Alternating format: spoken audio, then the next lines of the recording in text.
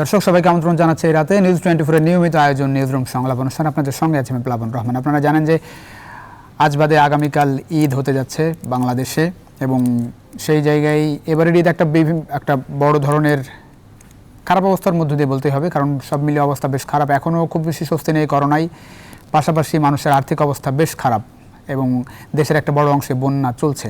এই বিষয় নিয়ে মূলত আমরা আলাপ করতে চাই, এবারের ঈদ আসলে কেমন যাচ্ছে। আমাদের সঙ্গে 4 জন অতিথি আছে, শুরুতেই তাদের সঙ্গে আপনাদের পরিচয় করে দিই। আমাদের সঙ্গে আছেন গোলাম রহমান, সাবেক প্রধান তথ্য কমিশনার। আছেন পীর ফজলুর রহমান মেজবা এমপি, যিনি বিরোধী দলীয় চিফ হুইপ হিসেবে দায়িত্ব পালন করছেন। আমাদের সঙ্গে আছেন ডক্টর হাফিজুর রহমান কার্জন, অধ্যাপক, ঢাকা বিশ্ববিদ্যালয়। সৌদি আরব থেকে আমাদের সঙ্গে আছেন মোহাম্মদ আলামিন। আপনাদের 4 জনকে স্বাগত জানাচ্ছি নিউজ 24 এর এই নিয়মিত আয়োজনে। আমরা সরাসরি আলোচনায় যেতে চাই। গোলাম রহমান স্যার, আপনাকে দিয়ে শুরু করতে চাই। স্যার, যে অবস্থা সারা দেশে লক্ষ্য করছেন আপনি, সেটি হচ্ছে যে মানুষ বাড়ি যাচ্ছে এবং একরকম একটা নির্দেশনা ঠিক নয়, একরকম অনুরোধ ছিল সরকারের পক্ষ থেকে যে এবার যাতে খুব জরুরি প্রয়োজন ছাড়া মানুষ যাতে বাড়ি না যায়, এক জায়গা থেকে অন্য জায়গায় যাতে না যায়। এবং সেই জায়গায় দেশের একদিকে বড় অংশের মানুষ বন্যা কবলিত, করোনার কারণে আর্থিক অবস্থা বেশ খারাপ, অনেকেই চাকরিচ্যুত হয়েছেন, সেটির সংখ্যা যদিও আমরা জানি না, একটা বড় অংশের মানুষ। সব মিলিয়ে আপনার চোখে এবারের ঈদ একটু জানতে চাই। ধন্যবাদ। আমরা সবাই জানি একটা সংকট অবস্থার মধ্য দিয়ে আমরা এগুচ্ছি, এবং সংকটটা খুব সাধারণ সংকট নয়, সমস্যা থেকে অনেক জটিল আকার ধারণ করেছে এইসব। এবং আমরা জানি যে বিশ্বময় যে জটিলতা, যে ভয়াবহতা, যে বিপর্যয়, সেই বিপর্যয়ের মধ্য দিয়ে বাংলাদেশও এগুচ্ছে। এবং সেই সাথে আমরা এটাও দেখছি যে প্রচুর মানুষ যারা ঢাকায় থাকেন তারা ইতিমধ্যেই তাদের গ্রামের বাড়ি চলে গেছেন। অনেকেই অল্প লোকই ঢাকায় বসবাস করছেন এখন, বিশেষ করে স্কুল কলেজ বিশ্ববিদ্যালয় বন্ধ, অফিসগুলো অনেক অফিস খুলেনি, অফিস বন্ধ লকডাউনের কারণে। অধিকাংশ অধিবাসী, আমার ধারণা নাগরিক যারা ঢাকায় থাকেন, তারা ঢাকা ত্যাগ করেছেন এর আগেই। তবে সম্প্রতি যে গত 2-1 দিনের মধ্যে যে ডেভেলপমেন্টটি হয়েছে সেটি হচ্ছে যে আমরা লঞ্চ ঘাটে আজকে টিভি রিপোর্টে দেখলাম প্রচুর ভিড়, এবং লঞ্চগুলোতে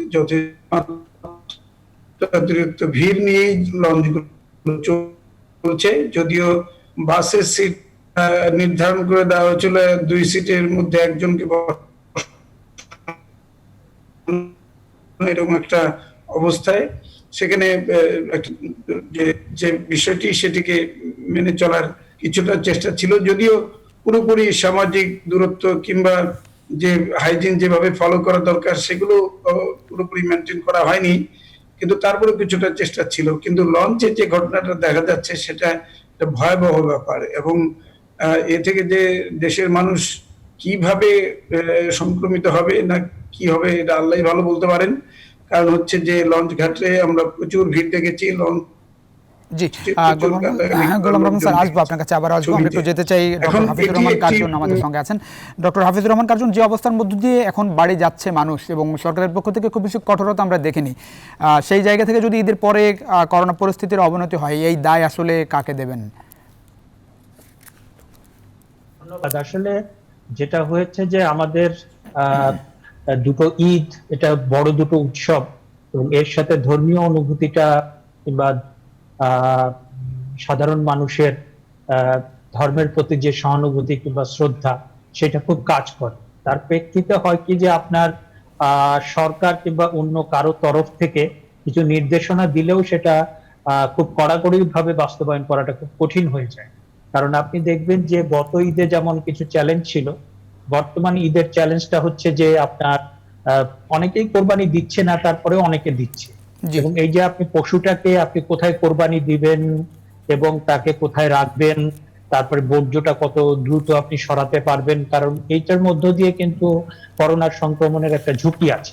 এবং অনেক অ্যাপার্টমেন্টে কিন্তু আপনার কোরবানি দিচ্ছে না, আবার অনেক জায়গায় দিচ্ছে। যেমন ঢাকা বিশ্ববিদ্যালয়ে আমরা অনেকগুলো আবাসিক এলাকা আছে, এই আবাসিক এলাকাগুলোতে কোরবানি দিব কি দিব না এখানকার কল্যাণ সমিতি সিদ্ধান্ত নিচ্ছে। আবার সিটি কর্পোরেশনের তরফ থেকেও একটা হয়েছে যে ঢাকা বিশ্ববিদ্যালয়ের যে আপনার মহসিন হলের মাঠে সবাইকে কোরবানি দিতে হবে, সেটার ব্যাপারেও কিন্তু বাস্তবায়নের ক্ষেত্রে সমস্যা হচ্ছে। সুতরাং এই বাস্তবতা মাথায় রেখে কিন্তু আমার কাছে যেটা মনে হয় যে আসলে ধর্ম, মানে ধর্মের প্রতি যে শ্রদ্ধা সেটা এক জিনিস, আর আপনার যে রেশনালিটি, মানে আপনি দেখবেন যে ইসলাম এবং আমাদের যে মহানবী রাসূলুল্লাহ সাল্লাল্লাহু আলাইহি সাল্লাম, তার জীবনেও দেখবেন যে তিনি মহামারীতে কিন্তু অনেক স্বাস্থ্য সচেতন ছিলেন এবং তিনি যথেষ্ট যুক্তিবোধের পরিচয় দিয়েছেন। এবং আমার কাছে যেটা মনে হয়েছে, হ্যাঁ, সরকারের তরফে অনেক চেষ্টা কিংবা অনেক নির্দেশনা, সেটা তো আমরা দৃশ্যমান দেখতেই পাচ্ছি। তবে গত ডক্টর হাফিজুর রহমান, আমি এই দু ঈদেও তিনটি কিন্তু বিষয় একটু উল্লেখ করতে বিশেষজ্ঞরা চাই। ডক্টর হাফিজুর রহমান, দু তিনটি বিষয় উল্লেখ করতে চাই। একটা হচ্ছে যে ঢাকা, নারায়ণগঞ্জ, গাজীপুর সহ চট্টগ্রাম, এই চারটি জায়গা থেকে মানুষের মানে ঢোকা এবং বের হওয়ার বিষয়ে একরকম বিধিনিষেধ আরোপের বিষয় ছিল এবং সেই জন্য স্বাস্থ্য বিভাগ থেকে স্বরাষ্ট্র মন্ত্রণালয়কে চিঠিও দেওয়া হয়েছিল। সেটি আমরা বাস্তবায়ন হতে দেখছি না। দুই নম্বর হচ্ছে যে লঞ্চে কীভাবে মানুষ বাড়ি যাচ্ছে আপনি দেখছেন। হ্যাঁ, সেই জায়গায় সব মিলিয়ে মানে কোন পথে সরকার কিংবা মানে অবস্থানটা কতটা স্পষ্ট হয়েছে যে ঈদটা আমরা কিভাবে করতে চাই, সেটি বা কতটা স্পষ্ট করতে পেরেছে সরকার? হ্যাঁ, সরকারের তরফে কিছু তো আপনার তাদের পদক্ষেপ ছিল, নির্দেশনা ছিল, কিন্তু গত ঈদেও যেমন সেটা বাস্তবায়ন করা যায়নি, এইবার ঈদেও কিন্তু আমরা ঝুঁকিটা দেখতে পাচ্ছি। এবং আমি বিশেষ করে উল্লেখ করতে চাই, আজকে আপনি বণিক বার্তাতে আপনার গতকালকে এটা আপনার লিড যে নিউজটা ছিল, সেটা হচ্ছে যে সংক্রমণ পরিস্থিতি ও সংকট মোকাবেলা গ্লোবাল কোভিড-19 ইন্ডেক্সে বাংলাদেশের অবস্থান হচ্ছে 131তম। 184টা দেশের একটা করেছে, তারা একটা ইন্ডেক্স করেছে, যে সেইটার মধ্যে তারা বিবেচনায় নিয়েছে সংক্রমণের হার, মৃত্যুর হার, এবং প্রত্যেকটা সরকার তার যে করোনা ভাইরাস মোকাবেলার যে সক্ষমতা কিভাবে করছে। এবং এইখানে আমরা দেখি যে বাংলাদেশের অবস্থান হচ্ছে 131তম।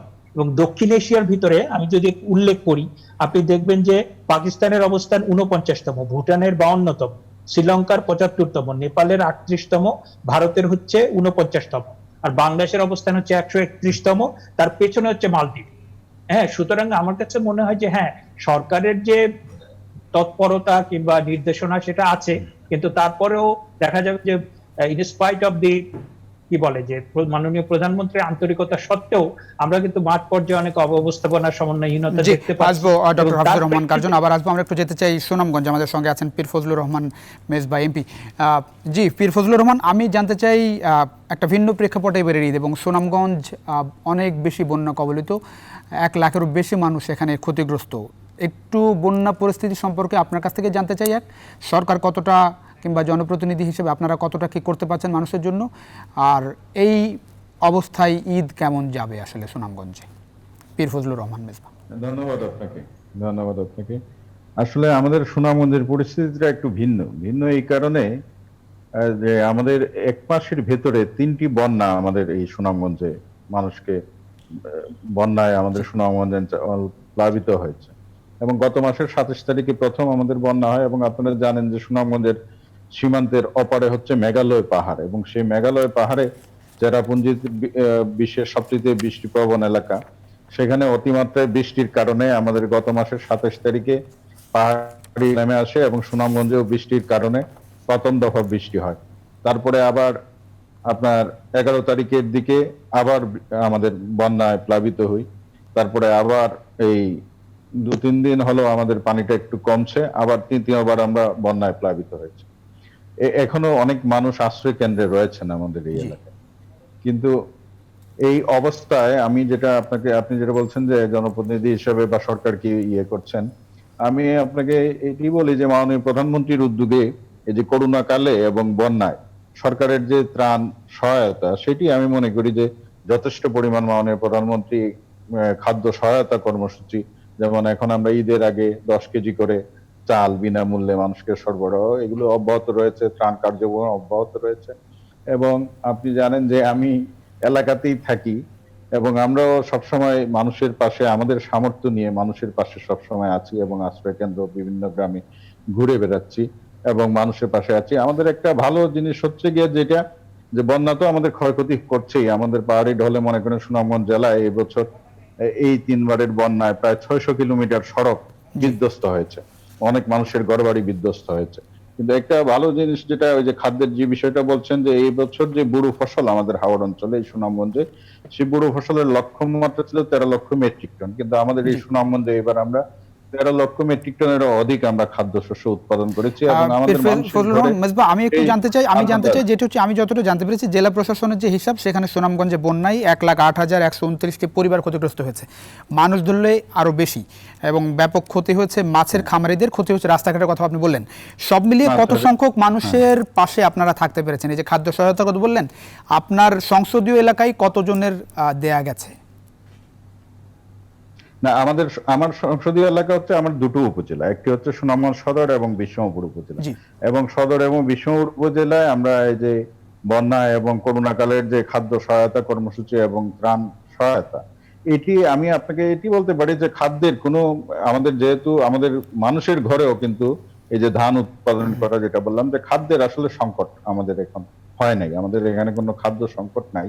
কিন্তু মানুষ কষ্টে আছেন বন্যার জন্য, ঘরে পানি উঠেছে, অনেকের ঘর বিধ্বস্ত হয়েছে, অনেকের ঘর থেকে আবার আশ্রয় কেন্দ্রে যেতে হচ্ছে, আবার তাদের পশু টশু এগুলো যারা পালন করেন তারা এই বাড়িতে এটি রাখার সমস্যা হচ্ছে।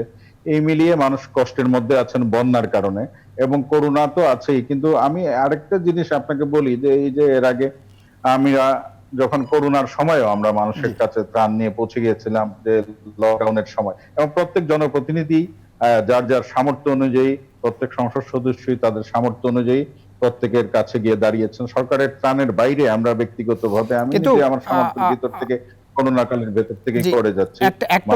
একটা অভিযোগ আমরা মানে যখন গণমাধ্যম কর্মীরা রিপোর্ট করছেন, লাইভ দিচ্ছেন বিভিন্ন জনগণের সাথে নিয়ে, যারা ক্ষতিগ্রস্ত মানুষ, তাদের পক্ষ থেকে, আপনার স্পেসিফিক এলাকা না, মানে সারা দেশের বিভিন্ন জায়গা থেকে যে খবর আসছে, সেখানে সাধারণ মানুষের একটা অভিযোগ যে এই যে বন্যা করোনা সব মিলিয়ে খুবই ক্ষতিগ্রস্ত অবস্থার মধ্যে মানুষ, অসহায় অবস্থা আসলে, হ্যাঁ, এবং ক্ষতিকর অবস্থাটা বোঝানো যাচ্ছে না। সেই জায়গাটায় জনপ্রতিনিধিরা খুব বেশি পাশে নেই, ইউনিয়ন পরিষদ চেয়ারম্যান বলেন, উপজেলা চেয়ারম্যান দেখাই পাওয়া যাচ্ছে না। সেই জায়গায় আপনার এলাকার অবস্থা একটু জানতে চাই। আমি তো ব্যক্তিগতভাবে আসলে এলাকাতেই থাকি, আমার বাড়িতেই থাকি সুনামগঞ্জে। এবং আমি আপনার করোনার, বাংলাদেশে 8ই মার্চ প্রথম বাংলাদেশে করোনা রোগী শনাক্ত হয়। তারপরে আমি এখানে স্বাস্থ্য বিভাগের সাথে, সিভিল সার্জনের সাথে কথা বলে 17-18 তারিখের দিকেই আমরা এখানে সুনামগঞ্জ সদর হাসপাতালের পুরাতন ভবনে আইসোলেশন সেন্টার 100 বেডের আমরা সেটা করি।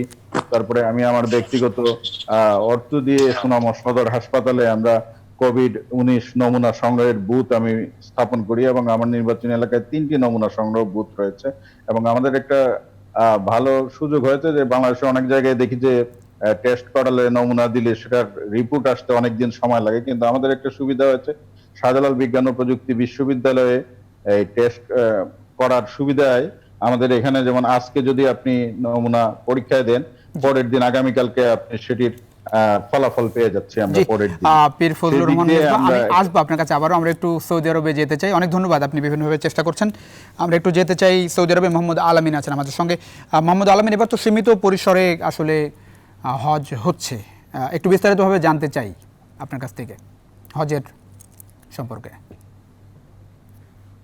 ধন্যবাদ আপনাকে। আসলে গত কয়েক মাস আগে থেকেই মূলত যখন করোনার প্রাদুর্ভাব শুরু হয়, তখনই কিন্তু বিশ্ব মুসলিম উম্মার একটি আকাঙ্ক্ষিত বিষয় হজ নিয়ে এক ধরনের শঙ্কা তৈরি হয়েছিল। তো নানা জল্পনা কল্পনা অবসান ঘটে কিন্তু সৌদি সরকার সীমিত পরিসরে একটি হজ অনুষ্ঠান করার কার্যক্রম বা পরিকল্পনা হাতে নেয়। সেটি আজকে সফলভাবে বাস্তবায়িত হয়েছে, যদিও সীমিত পরিসরে হয়েছে। আজকে দুপুরে স্থানীয় সময় 12:30টার সময় কিন্তু হজের মূল যে অংশ, হজের খুতবা, সেটি প্রদান করা হয়েছে। এবং একটি বিষয়, এই বছর অন্যান্য ভাষার পাশাপাশি বাংলা ভাষায় কিন্তু হজের খুতবা প্রদান করা হয়েছে।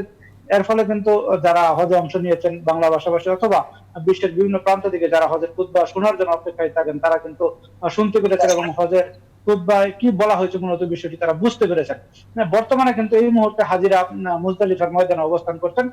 সন্ধ্যার পরেই কিন্তু তারা আরাফাত থেকে 14 কিলোমিটার দূরবর্তী যে শহর রয়েছে মুজদালিফার ময়দানে রয়েছে। তো অন্যান্য বছর কিন্তু এই রাত্রি খোলা আকাশের নিচে হাজিরা রাত্রি যাপনের পাশাপাশি তারা পরদিন সকালে যে প্রতীকী শয়তান জামারা বলা হয়, সেখানে নিক্ষেপের জন্য পাথর, ছোট ছোট পাথর সংগ্রহ করে। এবার কিন্তু স্বাস্থ্য ঝুঁকির কথা বিবেচনা করে সৌদি সরকারের পক্ষ থেকে অনেক আগেই কিন্তু সেই পাথর ভর্তি একটি করে বোতল তাদেরকে সরবরাহ করা হয়েছে। সেই ক্ষেত্রে এখন আর নতুন করে আজকে রাতে তাদেরকে পাথর সংগ্রহ করতে হবে না, তারা সেখানে অবস্থান করবেন এবং তারা যাতে স্বাস্থ্য নিরাপত্তার সাথে নির্বিঘ্নে সেখানে অবস্থান করতে পারে সেই জন্য কিন্তু ছোট ছোট বুথ করা হয়েছে এবং প্রত্যেকটা বুথে কিন্তু 20 জন করে রাখা হয়েছে এবং একজন থেকে আরেকজনের মোহাম্মদ আলম, আমি একটু জানতে চাই যে প্রতি বছর তো আপনার বিশ্বের বিভিন্ন দেশ থেকে প্রায় 25 লাখ মানুষের মতো হজ করে, এবার সেখানে মাত্র 10,000 ধর্মপ্রাণ মুসলমান অংশ নিয়েছেন।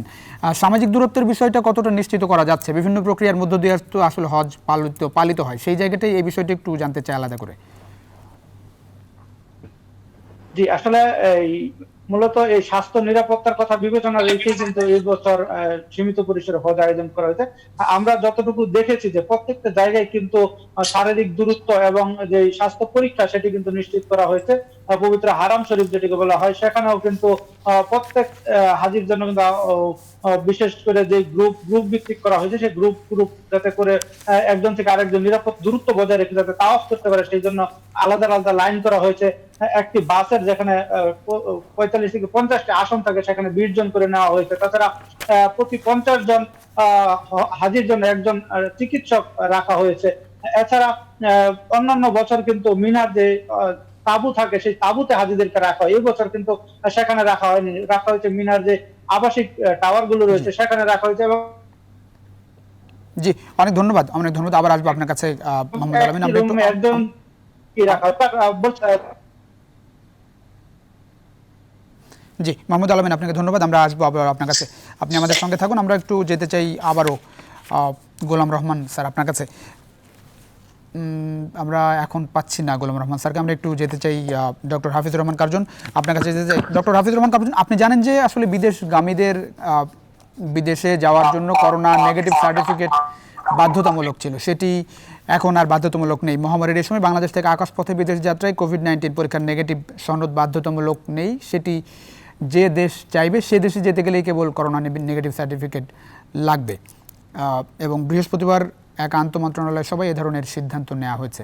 একটু এই বিষয়ে আপনার পর্যবেক্ষণ জানতে চাই, কোনো রকম ঝুঁকি দেখেন কিনা এই জায়গায়? কারণ এর আগে আপনি জানেন যে ইতালিতে কোভিড পজিটিভ হয়ে কোভিড নেগেটিভ সার্টিফিকেট নিয়ে যাওয়ার ফলে বাংলাদেশের একরকম ভাবমূর্তির সংকট তৈরি হয় এবং সেক্ষেত্রে বাংলাদেশিদের উপরে একরকম নেতিবাচক প্রভাব পড়েছে। যারা ইতালি নাগরিক তারা একটু খারাপ চোখে দেখেছে, অন্য চোখে দেখে বাঙালিদের। এখন যে নিয়মটি বাধ্যতামূলক থাকলো না, সেটিতে কোনো রকম প্রভাব পড়বে কিনা সামনের দিনে? Doctor Hafizur Rahman Curzon. এখন যে আমাদের হ্যাঁ, আমি শুনতে পাচ্ছি। আমাদের আসলে যেটা হয়েছে যে আমাদের অর্থনীতির বড় একটা জায়গা হচ্ছে আপনার রেমিটেন্স, এবং সেই রেমিটেন্সটা পাঠান কিন্তু আমাদের প্রায় মোর দেন 5 মিলিয়ন যে বিদেশে যারা কাজ করেন, শ্রমিক, তারপরে অন্যান্য প্রফেশনে করেন, কিন্তু মূলত শ্রমিক, এবং তাদের আসলে অনেক কষ্ট করে দেশে তারা রেমিটেন্সটা পাঠান এবং তাদের তাদের আসলে সব ধরনের সুরক্ষাই দেওয়া উচিত। এবং তারা অনেক সময় অভিযোগ করেন যে তারা আমাদের হাই কমিশন কিংবা এম্বাসি তাদের কাছ থেকে যে সমর্থনটা পাওয়ার কথা সেটা ঠিকভাবে পান না। আবার এখন যেটা হয়েছে যে করোনা সার্টিফিকেট নিয়ে ইতিমধ্যে আমরা দেখেছি যে সরকার যথেষ্ট প্রশংসনীয় কাজ করেছেন, যে রিজেন্টের শাহেদ, তারপরে ডক্টর সাবরিনা, যারা করোনা সার্টিফিকেট নিয়ে জালিয়াতি করছিলেন তাদেরকে গ্রেপ্তার করে। কিন্তু মুশকিলটা হয়েছে যে ইতিমধ্যে এই সমস্ত কারণে গ্লোবাল মিডিয়াতে বাংলাদেশের একটা ভাবমূর্তির সংকট তৈরি হয়েছে। এবং আপনি শুধুমাত্র একটা দেশের নাম বললেন, আমি যতটুকু জানি ইতালি, জাপান, দক্ষিণ কোরিয়া, বেশ কয়েকটা দেশে আপনার বাংলাদেশ থেকে যারা গিয়েছেন তারা করোনা সার্টিফিকেট নেগেটিভ নিয়ে গিয়েছেন, ওখানে গিয়ে পরীক্ষায় দেখা গিয়েছে আসলে তারা পজিটিভ। এবং এটার মধ্য দিয়ে বাংলাদেশ থেকে যারা গিয়েছেন তাদেরকে নিষিদ্ধ করা হয়েছে কিংবা ঢুকতে দেওয়া হয় নাই, সেটার মধ্য দিয়ে আমাদের একটা ভাবমূর্তি সংকট হয়েছে। ডক্টর হাফিজুর রহমান কার্জন, আমি জানতে চাচ্ছিলাম সেটি একটু সরাসরি জানতে চাই, সেটি হচ্ছে যে বিদেশগামীদের যারা বিদেশে যাচ্ছেন তাদের জন্য এখন থেকে আর করোনা নেগেটিভ সার্টিফিকেট লাগবে না, সেটি বাংলাদেশিদের জন্য কোনো রকম মানে এই যে ভাবমূর্তির জায়গাটা কিংবা পজিটিভ হয়ে নেগেটিভ সার্টিফিকেট নিয়ে যাওয়া, সেই জায়গায় কোনো রকম ঝুঁকি থেকে গেল কিনা, নাকি আমরা খুব ভালোভাবে এই টেস্টটা করতে পারছি না দেখে সেই সক্ষমতার অভাব স্পষ্ট হচ্ছে? না, বিষয়টা হচ্ছে যে করোনা ভাইরাসের এই সময় তো আপনার আমরা যেটা জানি যে প্লেন চলাচলটাই অনেকটা রেস্ট্রিক্টেড। জি। হ্যাঁ, অনেক জায়গায় আপনার প্লেন কিন্তু ঠিকভাবে চলছে, বন্ধ আছে। এবং এক দেশ থেকে আরেক দেশে যারা যাবে তাদের তো আপনার করোনা সার্টিফিকেট লাগবেই। ইদার আপনি দেশ থেকে নিয়ে যান কিংবা ওখানে গিয়ে আপনি করেন, কারণ এই যে করোনা ভাইরাসের যে মহামারী চলছে সেই সময় আপনার এটা তো একটা জরুরি বিষয়। সুতরাং সেটা সাম্প্রতিক সময়ে সরকার টেস্ট কমিয়ে দিয়েছে। কেন টেস্ট কমিয়ে দিল? কারণ আপনার বিশ্ব স্বাস্থ্য সংস্থা বারবার যেটা বলছে যে টেস্ট টেস্ট অ্যান্ড টেস্ট, এবং সেটা করে পদক্ষেপটা নিতে হবে।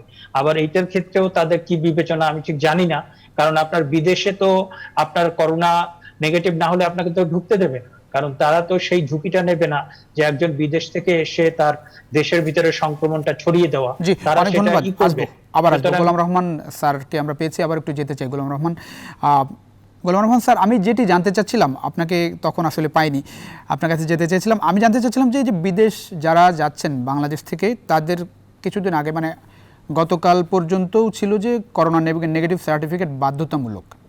আজ এক আন্তঃমন্ত্রণালয়ের সভায় এখন বাধ্যতামূলক নয়, সেই সিদ্ধান্ত হয়েছে।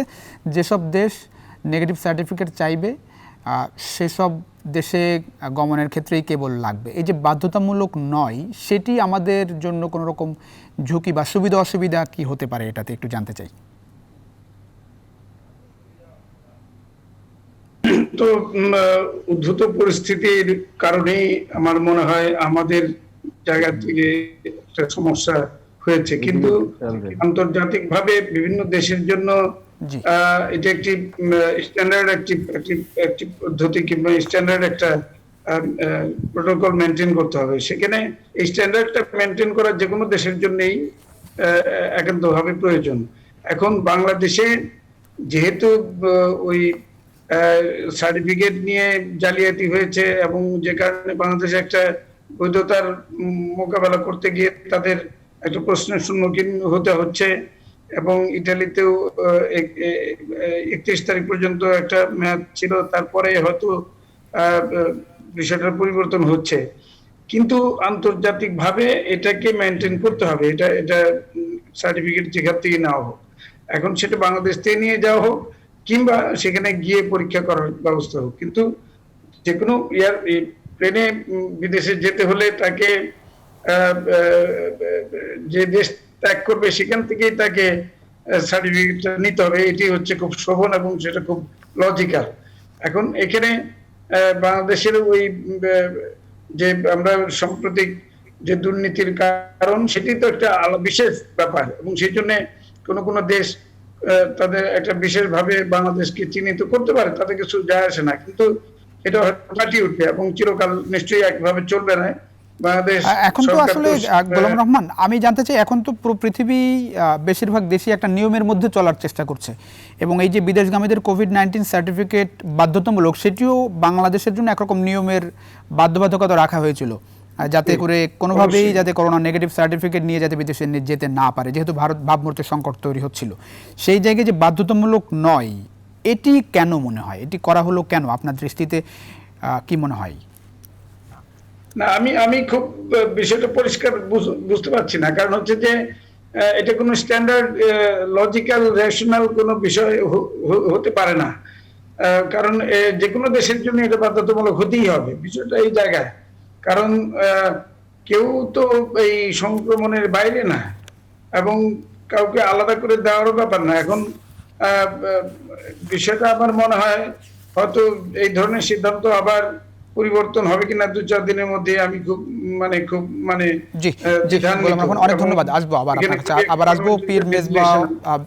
পীর ফজলুর রহমান মেজবা এমপি, আপনার কাছে আসতে চাই আবারও। নিশ্চয়ই শুনতে পাচ্ছেন, নিশ্চয়ই আপনি শুনছিলেন এই আলোচনাটি। এই বিষয়টি একটু আপনার দৃষ্টি আকর্ষণ করতে চাই। করোনা নেগেটিভ সার্টিফিকেট সনদ বিদেশগামীদের জন্য আর বাধ্যতামূলক নেই। এখন থেকে যেসব দেশ চাইবে শুধুমাত্র সেসব দেশেই করোনা নেগেটিভ সার্টিফিকেট নিয়ে যেতে হবে। পাশাপাশি আপনার বিমানবন্দরে স্বাস্থ্য পরীক্ষা করার কথা বলা হয়েছে।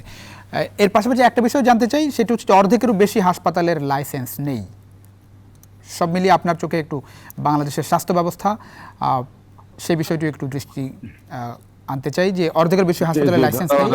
আমি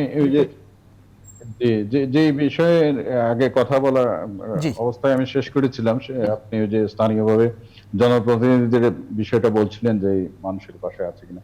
আমার ব্যক্তিগতভাবে আমি বলতে পারি যে আমি প্রতিনিয়তই মানুষের পাশে এবং এলাকায় থেকে মানুষের পাশেই আছি, এবং আজকেও আমি আমার নির্বাচনী এলাকা বিশ্বমপুর উপজেলায় আমি অনেকগুলো বাজারে গিয়েছি, একটা জায়গায় বিদ্যুতের উদ্বোধন করেছি, এবং আমি প্রতিনিয়ত মানুষের পাশেই আছি। সবাই যে যাই নেই হোক, তা না, আমি আসলে বেশিরভাগই যে কথাই বিষয়ে- বলা হয়েছে, বেশিরভাগই নেই, এবং যারা রিপোর্ট করছেন হ্যাঁ, রিপোর্টার তো গণমাধ্যম সেটি কর্মী আসলে জানি না লাইভে কারা আসলে কি অভিযোগ অবস্থায় এটাই আছেন। থাকে যে জনপ্রতিনিধিরা পাশে নেই, এমপি কে হ্যাঁ, তো সেটা জানি ইউনিয়ন না। পরিষদ চেয়ারম্যানকে পাওয়া যাচ্ছে না, আমি খোঁজ খবর নেয়নি, প্রত্যেক সেই বিষয়টি আমি একটা সবসময় প্রত্যাশা থাকে। এখানেই থাকি, আমি এলাকায় থাকি। জি, এখানেই আপনি তো আমি বললেন আসলে আপনি বাড়িতেই আপনার মতো থাকি। চেষ্টা করছেন, সেটা তো নিশ্চয়ই। হ্যাঁ, জি আমি আমার প্রতিনিয়ত মানুষের পাশেই আছি। জি, আর আপনার আরেকটা যেটি আপনার কাছে বললেন আমি আপনি, জানতে যে চাই স্বাস্থ্য মন্ত্রণালয় যে হাসপাতালের লাইসেন্সের বিষয়, জি এটি আসলে আমাদের স্বাস্থ্য মন্ত্রণালয় যে একটি ব্যর্থ এবং দুর্নীতিগ্রস্ত অবস্থায় রয়েছে, এটি কিন্তু আজকে করোনা কালে এসে সবার কাছে এটি একেবারে প্রকাশ্য দিবালোকে এসছে বলে আমি মনে করি। কিন্তু তার আগ থেকেই স্বাস্থ্য মন্ত্রণালয় দুর্নীতিতে এত বেশি নিমজ্জিত ছিল, এই নিয়ে আমি গত ফেব্রুয়ারিতে আমাদের এই বছরের প্রথম যে অধিবেশন সংসদের, সেই অধিবেশনের ফেব্রুয়ারিতে আমি জাতীয় সংসদে বক্তব্যে এই স্বাস্থ্য মন্ত্রণালয়ের দুর্নীতি বিষয়ে আমি বলেছিলাম, এবং এই স্বাস্থ্য মন্ত্রণালয়ের দুর্নীতির বিষয়টি কিন্তু আজকে নতুন কোনো বিষয় না। আপনি দেখেন এই মন্ত্রণালয়েই কিন্তু দুর্নীতির যে ঘটনা, এই 37 লক্ষ টাকা পর্দার দাম উঠেছে, 4,000 টাকার বইয়ের দাম 84,000 টাকা হয়েছে, এগুলো স্বাস্থ্য মন্ত্রণালয়ের অনেক দিক থেকে চলে আসছে, এবং সমস্ত সংবাদ মাধ্যমে আসছে যে বিভিন্ন সিন্ডিকেটের কথা, যে এই সিন্ডিকেট গুলো স্বাস্থ্য মন্ত্রণালয়ের দুর্নীতি থেকে তারা একবারে চেপে ধরেছে, এবং এই সিন্ডিকেটের নিয়ন্ত্রণে দুর্নীতিগুলো হচ্ছে স্বাস্থ্য মন্ত্রণালয়ে। এবং এই করোনা কালে এসে তারপরে দেখা যাচ্ছে যে সেই সিন্ডিকেট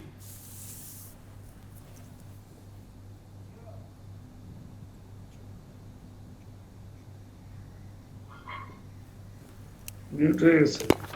তো অবস্থায় রয়েছে, সেটি কিন্তু নতুন কোনো বিষয় না। করোনা কালে এসে যেহেতু মানুষের স্বাস্থ্য সেবা বেশি করে প্রয়োজন পড়েছে, সেই সময়ও যখন এই দুর্নীতিবাজরা এই করোনা কালেও অমানবিক ভাবে মানুষের যখন স্বাস্থ্য সেবা জীবন মৃত্যুর সন্ধিক্ষণে যখন মানুষ দাঁড়িয়ে আছে, সেই মুহূর্তেও যখন তারা নকল মাস্ক, আমাদের ডাক্তাররা যারা করোনা যোদ্ধা সম্মুখ সারির, তাদেরকে নকল মাস্ক, নকল পিপিএ এগুলো যখন সরবরাহ করে যাচ্ছিল, তখন গিয়ে এগুলা যখন, তারপরে প্রথম দিকে যখন এগুলা বলা হচ্ছিল, যাদের বিরুদ্ধে এই অভিযোগ আসছিল নকল পিপিএ এগুলা, তারা তখন দেখেন কিভাবে দায় সারাভাবে বলছে যে এটা ভুলবশত নকল পিপিএ চলে গেছে। আর ভুলবশত নকল পিপিএ তোমার কাছে আসলো কিভাবে, সেটার তো তদন্ত হওয়ার দরকার ছিল। এই যে সিন্ডিকেট গুলো স্বাস্থ্য মন্ত্রণালয়কে দুর্নীতিতে নিমজ্জিত করেছে, এই সিন্ডিকেট গুলোর কথা তো আজকে নতুন না, করোনা কালে তো আস নাই। এই যে দুর্নীতিগ্রস্ত সিন্ডিকেট স্বাস্থ্য মন্ত্রণালয়কে কুড়ে কুড়ে খাচ্ছিল, এবং মাননীয় প্রধানমন্ত্রী তো স্বাস্থ্য খাতে প্রচুর বরাদ্দ দিচ্ছিলেন, সেই বরাদ্দ যদি দুর্নীতিগ্রস্ত এই লুটপাট যদি না হতো, এই দুর্নীতিগ্রস্ত সিন্ডিকেট গুলো যদি লুটপাট না করতো, তাহলে যে বরাদ্দ ছিল সেই বরাদ্দ দিয়েই আমরা অনেক বেশি মোকাবেলা করতে সক্ষম হতো। পীর ফজলুর রহমান এবং মেজবা, মানুষের- একটা বিষয় জানতে চাই, সেটা হচ্ছে যে বিচার প্রক্রিয়া চলছে আপনার শাহেদ, রিজেন্ট কাণ্ড, একই সঙ্গে যারা করোনা ভুয়া সার্টিফিকেট বাণিজ্য করেছে, ডাক্তার সাবরিনা, আরও যারা আছে, সেটি আমরা দেখছি খুবই সীমিত সংখ্যক। এবং আপনি যে মানে দুর্নীতিগ্রস্ত সিন্ডিকেটের কথা বললেন, তারা আসলে সরকারের নানা রকম দুর্বলতার সুযোগ নিয়ে সিন্ডিকেটগুলো দীর্ঘদিন ধরে পরিচালিত হয়ে আসছে। সেই জায়গায় অধিদপ্তর মন্ত্রণালয়ের কোনো রকম দায় দেখেন কিনা? যদি দায় থাকে তাহলে তাদের বিরুদ্ধেও কোনো রকম মানে ব্যবস্থা আশা করেন কিনা? অধিদপ্তর এবং মন্ত্রণালয় তো কোনোভাবেই দায় এড়াতে পারে না। এই দুর্নীতিগ্রস্তরা তো অধিদপ্তর এবং মন্ত্রণালয়কে তারা ম্যানেজ করেই, তারা তাদেরকে ব্যবহার করেই তো এই দুর্নীতি করেছে। কাজে এখানে শুধুমাত্র একজন সাবরিনা বা একজন শাহেদ এদেরকে গ্রেফতার করে এবং এদেরকে বিরুদ্ধে তদন্ত করে বা এদেরকে মামলা করেই তো আপনার এইটার সমাধান হচ্ছে না। এই সাবরিনা, শাহেদ, এই আপনার যে কে, এই জিএমআই, এই সব প্রতিষ্ঠানকে তো আশ্রয় প্রশ্রয় কারা দিয়েছে? নিশ্চয়ই মন্ত্রণালয়ের কেউ না কেউ এটির সাথে জড়িত আছেন। মন্ত্রণালয় এটির দায় এড়াতে পারেন না। স্বাস্থ্যমন্ত্রী যেভাবে বলেন যে লাইসেন্সবিহীন হাসপাতালের সাথে স্বাস্থ্য মন্ত্রণালয় কোভিড-19 ডেডিকেটেড হাসপাতাল হিসেবে চুক্তি করছে, তিনি আমাদের সাংবাদিকদের কাছে বলেন যে মন্ত্রীর এত কিছু পরে দস্তখত করেন না, মন্ত্রীরা এত ফাইল পড়ে দস্তখত করেন না। আশ্চর্য এক অদ্ভুত ধরনের কথা। একজন মন্ত্রী, তিনি এই করোনা কালে এসে মানুষের করোনা চিকিৎসার জন্য যে হাসপাতালগুলোর সাথে চুক্তি করছেন, সেই হাসপাতালগুলো কোনো এই মন্ত্রণালয় থেকে, এই অধিদপ্তর থেকে তারা হাসপাতাল হিসেবে এটিকে পরিচালনা করার জন্য তাদের কোনো অনুমোদন নাই। সেই অনুমোদনবিহীন হাসপাতালের সাথে আপনি চুক্তি করছেন, সেটি আপনি পরে দেখবেন না, শুধু দস্তখত করবেন। আপনি এটি কি ধরনের অদ্ভুত কথা! এই দায়িত্ব স্বাস্থ্যমন্ত্রীকে অবশ্যই নিতে হবে। এটি এবং এদের পেছনে কারা আছে, এই শাহেদ সাবিনা, এরা কি একা একাই কি এইগুলা করে ফেলছে নাকি দুর্নীতির কাজগুলো? পীর ফজলুর রহমান, আমি আরেকটা বিষয় একটু আপনার দৃষ্টিতে আনতে চাই, সেটা হচ্ছে যে অর্ধেকেরও বেশি হাসপাতালের লাইসেন্স নেই। সেই জায়গায় দেখা যাচ্ছে যে নবায়ন না করলেও খুব বেশি কিছু হয় না।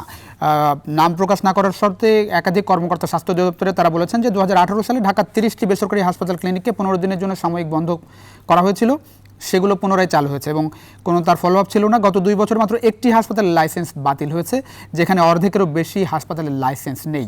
এভাবে যে চলতে পারলো, সেটার দায় অধিদপ্তর, মন্ত্রণালয় কোনোভাবে এড়াতে পারে কিনা, সেই জায়গাটাই আপনার প্রত্যাশার জায়গাটা জানতে চাই। কোনোভাবেই এড়ানোর কোনো সুযোগ নাই, কোনোভাবেই এড়ানোর কোনো সুযোগ নাই। মন্ত্রণালয় এবং অধিদপ্তরের মহাপরিচালক পদত্যাগ করলেই অধিদপ্তর এবং মন্ত্রণালয় একবারে ধোয়া তুলসী পাতা হয়ে যাবেন না, তারা একবারে সবকিছুর ঊর্ধ্বে উঠে যাবেন না। তাদেরকে জবাবদিহিতার আওতায় আনতে হবে।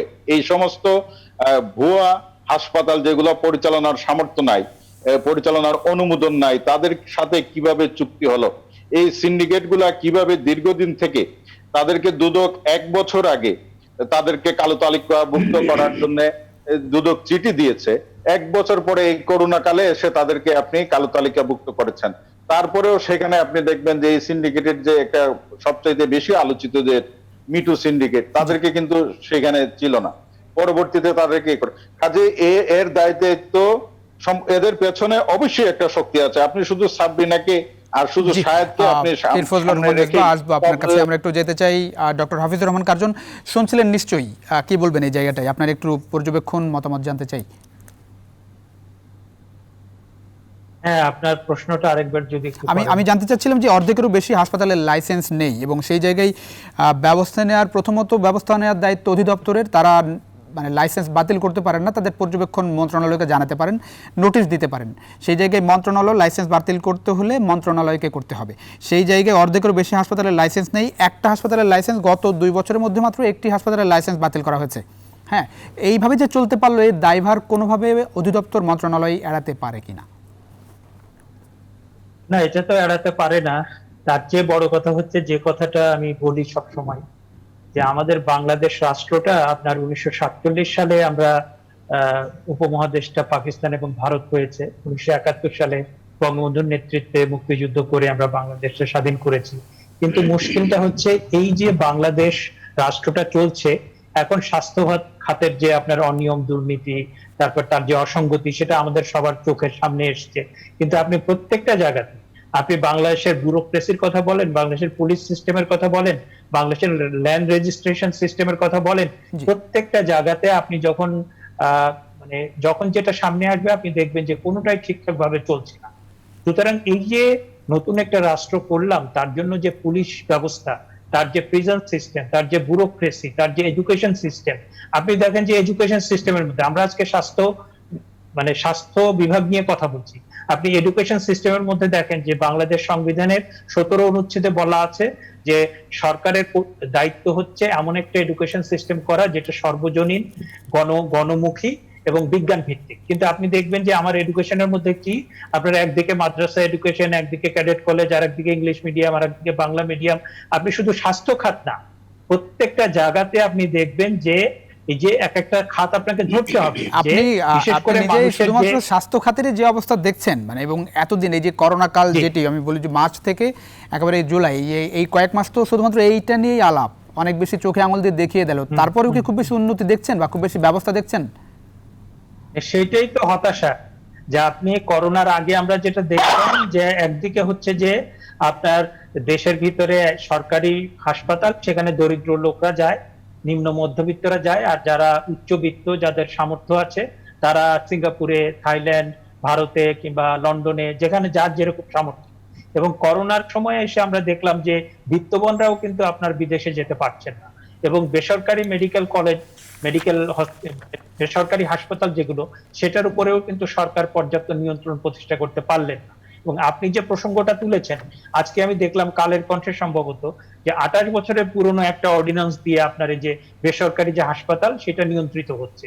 আবার সম্প্রতি জাফরুল্লাহ চৌধুরী তিনি মাননীয় প্রধানমন্ত্রীর কাছে একটা খোলা চিঠি দিয়েছেন এবং তিনি বলেছেন যে স্বাস্থ্য খাত যেভাবে চলছে এবং এই যে বেসরকারি হাসপাতালের যে নিবন্ধন নেওয়া, যে সমস্ত শর্ত দেয়া হয় সেই শর্ত পূরণ করা সম্ভব না এবং গণস্বাস্থ্যেরও কোনো গণস্বাস্থ্য যে গণ গণ মানে উনার যা ডক্টর জাফরুল্লাহর উনি যে মানে ট্রাস্টি বোর্ডের সদস্য, সে তার অধীনে যে গণস্বাস্থ্য কেন্দ্র যে হসপিটাল তারও কিন্তু কোনো নিবন্ধন নেই এবং তিনি বিষয়টা যে একটা সিস্টেম এইভাবে এলোমেলো ভাবে একদম মানে এত অনিয়মের মধ্যে এভাবে আসলে চলতে পারে না, সেই সেই জায়গায় নিশ্চয়ই ব্যবস্থাপনা দরকার, ব্যবস্থা দরকার। আসবো আমরা একটু যেতে চাই গোলাম রহমান। গোলাম রহমান, স্বাস্থ্য ব্যবস্থার জায়গাটা কি ধরনের প্রত্যাশা থাকবে আসলে যতটা অনিয়ম চোখে পড়েছে এই 4 মাসে, সেই জায়গাটাই প্রত্যাশা অনুযায়ী ব্যবস্থা নেওয়া গিয়েছে কিনা? দেখেন, বিষয়টা শুধু স্বাস্থ্যমুখী সমাজ ব্যবস্থা তো নয়, সমাজটা তো সার্বিকভাবে বিবেচনা করতে হবে। আজকে দুদিন যাবৎ এই স্বাস্থ্য বিষয়ক দুর্নীতির কথা হচ্ছে এবং গণমাধ্যম সোচ্চার হয়েছে এই একই বিষয়ে বারংবার একই কথা বলার জন্য। আপনি কোন সেক্টরটা বাদ দিবেন? শিক্ষার কথা বলেন, রাজস্বের কথা বলেন, আপনি ভূমি ব্যবস্থার কথা বলেন, কোন সেক্টর আপনি দুর্নীতি কম বলতে চান? বিচার ব্যবস্থা বলেন, দুর্নীতিতে আকীর্ণ। আপনি এই যে আপনার আমরা তো দুর্নীতিতে চ্যাম্পিয়ন হয়েছিলাম এক সময়, এখন কম। সুতরাং সার্বিকভাবে যদি আপনি সমাজ ব্যবস্থাটাকে ব্যবস্থা না করেন, রাষ্ট্রীয় কাঠামো এবং এবং যে আইনের শাসনের কথা আপনি বলেন, আইনের শাসন তো প্রতিটি সেই জায়গায় তো এই বিষয়গুলো তো একরকম জানা বিষয়। ধরেন আপনি যেমন বললেন, একটা সাধারণ মানুষের কাছে গেলেও সেও আসলে বলবে যে আসলে খুব বেশি পরিবর্তন হচ্ছে না। সেই জায়গাটা কেন খুব বেশি জোরে সোরে এগুলোর বিরুদ্ধে ব্যবস্থা নেওয়া যাচ্ছে না, সেই জায়গাটাই কি বলবেন? না, দুর্নীতি কাঠামোগত ব্যাপার, আপনাকে তো অর্থনীতিটাকে বিবেচনা করতে হবে। এখানে কিছু লোক, আমরা ধরেন, আমি যদি খুব সহজ একটা উদাহরণ দেই, একজন প্রাইমারি স্কুলের শিক্ষককে যদি আপনি যদি শিক্ষক হিসেবে নিয়োগ দেন কিংবা একটা কলেজের একজন লেকচারকে যদি নিয়োগ দেন, তার যোগ্যতা যাচাই করে তাকে নিয়োগ দেওয়া হয়। আমি প্রফেসর হয়েছি, আমার যোগ্যতা নির্ধারণ করেছে বিশ্ববিদ্যালয়, একটা একটা একটা সিস্টেম তো আছে। কিন্তু ব্যবসায়ীরা তো ব্যবসা করছেন। আজকে রাস্তায় দেখেন বেশিরভাগ গাড়ির ফিটনেস নাই, বেশিরভাগ গাড়ির লাইসেন্স নাই। 5টা লাইসেন্সে 15টা গাড়ি চালায়, 15টা লাইসেন্সে 50টা গাড়ি চালায়। তো সুতরাং সর্বত্র অনিয়মের ছড়াছড়ি, আপনি কোথায় বলবেন? তাহলে দেখেন যে এই যে অনিয়ম মানেই তো এক ধরনের দুর্নীতি, এবং যে চূড়ান্ত দুর্নীতিতে যে আমরা এত প্রতিটা সেক্টরে যে এত ভয়াবহতা, এটা তো আপনি শুধু স্বাস্থ্যের কথা বললে হবে না। স্বাস্থ্যের কথা আপাতত সারফেস হয়েছে বলে আপনি বলছেন, কিন্তু প্রতিটা সেক্টরে তো একই অবস্থা। এখানে আমার মনে হয় আমি এই কথাটা এইজন্য বলছিলাম, এইজন্য বলছি যে আমরা তো ধরেন একটা খাত স্বাস্থ্য খাত, যেই খাত নিয়ে 4 মাস ধরে আলোচনা হচ্ছে, সমালোচনা হচ্ছে, কি অবস্থা সেটি চোখে আঙুল দিয়ে দেখিয়ে দিয়ে গেল। তারপরেও এই একটা খাতকে নিয়েই তো আসলে খুব বেশি অগ্রগতি হচ্ছে মনে হয় এই 4 মাসে। আমার যে কোনো দেশের এই অবস্থা থাকলে তো মন্ত্রী পদত্যাগ করার কথা। আমরা কি কোন ধরনের দেখেছি? শুধু ডিজি পদত্যাগ করেছে, কিছু যায় আসে না তাতে। আমাদের এমপি সাহেব বললেন যে এটা ধোয়া তুলসী পাতা না, যে স্বাস্থ্য দপ্তর কিংবা স্বাস্থ্য মন্ত্রণালয় ধোয়া তুলসী পাতা হয়ে গেছে, 1-2 জন রিজাইন করলে কিচ্ছু যায় আসে না। এটাকে পুরো সিস্টেমটা দুর্নীতিগ্রস্ত। বিষয়টা এই জায়গায় আপনাকে চিন্তা করতে হবে। অনেক ধন্যবাদ গোলাম রহমান। আমরা একটু আপনি স্কয়ারলি জিনিসটাকে দেখতে হবে, আপনি বিচ্ছিন্নভাবে দেখলে হবে না। সামগ্রিকভাবে যদি জিনিসটাকে না, অবশ্যই যারা সংশ্লিষ্ট মানুষ এই সঙ্গে, যারা সরকারের কর্তব্যে, তারা নিশ্চয়ই বিষয়গুলো দেখবেন, আমরা সেই আশাবাদ রাখতে চাই। যেতে চাই সৌদি আরবে আবারও মোহাম্মদ আলামিন। মোহাম্মদ আলামিন, আমি একটু হজ বিষয়ে আপনি বলেছেন, আমি একটু এই বিষয় নিয়ে একটু জানতে চাই, যেহেতু আপনি প্রবাসী সাংবাদিক, বাংলাদেশ থেকে আপনার যাতায়াত করার সুযোগ হয়। আমি একটু এই বিষয়ে জানতে চাই যে বিদেশগামীদের কোভিড-19 নেগেটিভ সনদ বাধ্যতামূলক নেই, সেই জায়গাটাই কোনো রকম মানে সুবিধা অসুবিধা দেখেন কিনা? জি, অবশ্যই এটি বাধ্যতামূলক থাকা উচিত। কারণ আপনি জানেন যে সৌদি আরব কিন্তু এখন পর্যন্ত এই দেশে বিদেশ থেকে কোনো মানুষ আসতে দিচ্ছে না। এর কিন্তু একটাই কারণ, যে আসবে তার স্বাস্থ্য নিরাপত্তা নিশ্চিত করা যাবে কিনা, সে কি আসলে করোনা ভাইরাসটি বহন করে নিয়ে আসবে কিনা, অথবা তার মাধ্যমে কি এই দেশে করোনা ভাইরাস ছড়িয়ে পড়বে কিনা, এই বিষয়টি কিন্তু সৌদি সরকার খুব কঠোরভাবে দেখছে। অনেক রিকোয়েস্ট কিন্তু বাংলাদেশ সরকার থেকে করা হচ্ছে, আমরা যতটুকু দেখতে পাচ্ছি যে এখন বিশেষ কিছু ফ্লাইট পরিচালনা হচ্ছে যেগুলোর মাধ্যমে অনেক প্রবাসীরা দেশে ফিরে যাচ্ছেন, কিন্তু সৌদি সরকার কিন্তু বাংলাদেশ থেকে কাউকে আসতে দিচ্ছে না। এর পিছনে একটাই কারণ রয়েছে যে এই তারা যারা আসবেন তাদের করোনার সার্টিফিকেট পাবে কিনা, অথবা তারা করোনা মুক্ত হয়ে ডুববে কিনা। তো এর মধ্যে কিন্তু সৌদি সরকার একটি কাজ করেছে, সেটি হচ্ছে একটা আতঙ্ক সৃষ্টি হয়েছিল যে অনেকের ভিসা বাতিল হয়ে গেছিল, ভিসার ডেট শেষ হয়ে গেছিল, আবার অনেকের ইকামা যেটি রেসিডেন্ট পারমিট বলা হয় সেটির মেয়াদ শেষ হয়ে গেছিল, কিন্তু সৌদি সরকার কিন্তু গত কয়েকদিনে সেটা অটোমেটিকলি বাড়িয়ে দিয়েছে 3 মাসের জন্য বিনামূল্যে। তারপরে তারা চাচ্ছে না যে বিদেশ থেকে এখনো কোনো বিদেশি সৌদি আরবে প্রবেশ করুক। অনেক ধন্যবাদ, অনেক ধন্যবাদ। আমরা একেবারে শেষ পর্যায়ে মোহাম্মদ আলামিন আমরা শেষ করবো একেবারে। আমরা একটু যেতে চাই পীর ফজলুর রহমান মেজবা, একটু আবার আসতে চাই ঈদ নিয়ে প্রত্যাশা আহ্বান একটু জানতে চাই সাধারণ মানুষের প্রতি, একই সঙ্গে প্রত্যাশা কি থাকছে ঈদ সম্পর্কে? আমরা দেখছি যে বন্যায় খুব বেশি বেসরকারি উদ্যোগ নেই, সেই জায়গাটাই একটু দৃষ্টি আকর্ষণ করতে চাই। আপনাকে ধন্যবাদ। আসলে এবারের ঈদে আমি আপনারা যে বলছেন আর আমি যেভাবে মাঠে, আমি তো এলাকায় থাকি, প্রতিনিয়ত বাজারে বাজারে ঘুরি। আপনারা এই যে শুরুতে আপনি যখন অনুষ্ঠানটা শুরু করেন তখন এই যে করোনা নিয়ে স্বাস্থ্যবিধি এবং ঈদ পশুরহাট এগুলো নিয়ে আমরা কিন্তু একেবারেই শেষ পর্যায়ে, সময় কিন্তু খুব কম, হয়তো 30 সেকেন্ড 40 সেকেন্ড পাবেন। জি, আমি এই যে প্রতিনিয়ত বাজারে যাই, আমি দেখি যে মানুষের এত ভিড়, মানুষ কেনাকাটা করছেন, বাজারে যাচ্ছেন, এখানে কোনোভাবেই তাদেরকে স্বাস্থ্যবিধি মানানোর যাচ্ছে না। তো কাজে আমার মানুষের কাছে বারবার, আমি এলাকায় গিয়েও বলি, মানুষের কাছেও গিয়ে বলি, বাজারে গিয়েও বলি, আপনার এই অনুষ্ঠানের মাধ্যমেও বলি যে মানুষ যে ঈদ উদযাপন করছেন তারা যেন দয়া করে এই স্বাস্থ্যবিধিটা, এমনকি মাস্কটা পর্যন্ত নিশ্চিত করা যাচ্ছে না যে মানুষ মাস্ক পরে বাজারে যাবে। জি, অনেক ধন্যবাদ। আমরা আশা করি যে আপনার আহ্বান তাদের কানে পৌঁছবে। গোলাম রহমান, আমরা যেতে চাই আপনার কাছে, ঈদ নিয়ে প্রত্যাশা আহ্বান কি থাকবে আসলে? দেশে এই করোনার সংকট এবং একই সাথে দেখেন ভয়াবহ বন্যা, এবং বন্যাটি দীর্ঘস্থায়ী হতে যাচ্ছে বলে অনেকেই অনুমান করছেন, আশঙ্কা করছেন। সুতরাং এই অবস্থায় মানুষের এই দুর্দশাগ্রস্ত অর্থনৈতিক অবস্থায় তারা ঈদ করতে কিভাবে ঈদ করবেন? ঈদের তো আনন্দ নেই। আমাদের ঈদ বলতে আমরা খুশি বুঝি, কিন্তু খুশির কোনো সুযোগ আমাদের কাছে নেই। এবং এই কুরবানির ঈদ আপনারা জানেন যে অনেক জায়গায় কুরবানি দেওয়ার মতো অবস্থা নেই, পানি উঠে গেছে। তো সুতরাং আজকে ঈদ মানে আমাদের অনেক সংযম, অনেক কুরবানি। আমরা যদিও ত্যাগের একটা শিক্ষা দেয়, কিন্তু এই ত্যাগের সাথে সাথে আমাদের মনে রাখা দরকার যে আমরা পরের জন্য, আমাদের প্রতিবেশীর জন্য, আমার এলাকার লোকজনের জন্য, সবার জন্য যেন আমি তার দুরবস্থাটাকে ভাগ করে নিতে পারি। জি, অনেক ধন্যবাদ। আমরা নিশ্চয়ই সেই শিক্ষা নেব ঈদকে সামনে রেখে। ধন্যবাদ doctor Hafizur Rahman Curzon. 1 August Eid, কি বলবেন, কি ধরনের প্রত্যাশা থাকবে? আমরা খুব বেশি মানুষের সম্পৃক্ততা, যাদের অনেক বেশি আর্থিক সচ্ছলতা আছে, খুব বেশি পাশে দেখা যাচ্ছে না, কি ধরনের প্রত্যাশা থাকবে সেই জায়গায়? না, বিষয়টা হচ্ছে যে আগস্ট মাস শোকের মাস। জি, আমাদের জাতির পিতা, তাকে সপরিবারে হত্যা করা হয়েছিল। আমি বঙ্গবন্ধু এবং তার পরিবারের সদস্যদের স্মরণ করি। আবার একই সাথে আমাদের ঈদও চলছে এবং তার সাথে সাথে আমরা একটা মহামারী অতিক্রম করছি।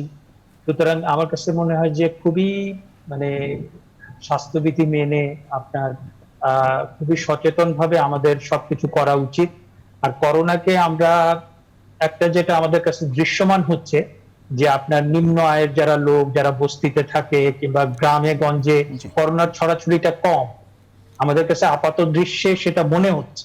এবং তার প্রেক্ষিতে আমরা দেখছি যে মানুষজনের ভিতরে সচেতনতাও কম, কিংবা তারা সেটাকে অনেক ধন্যবাদ দিতে হচ্ছে। একেবারেই সময় শেষ। ডক্টর হাফিজুর রহমান কার্জন, গোলাম রহমান, পীর ফজলুর রহমান মেজবা, একই সঙ্গে সৌদি আরব থেকে আমাদের সঙ্গে ছিলেন মোহাম্মদ আলামিন। আপনাদের 4 জনকে অসংখ্য ধন্যবাদ নিউজ 24-এ আপনাদের মূল্যবান সময় এই রাতে আসলে দেওয়ার জন্য।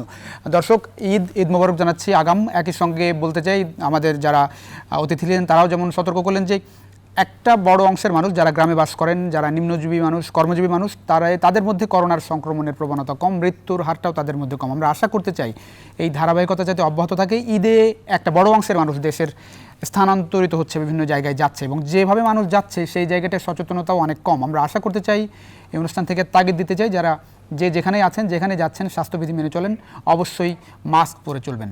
এই ছিল আজকের নিউজরুম সংলাপ। দেখাবেন নিশ্চয়ই আগামীকাল একই সময়। সে পর্যন্ত ভালো থাকবেন, সুস্থ থাকবেন। আশা করি নিউজ 24 সঙ্গে থাকবেন।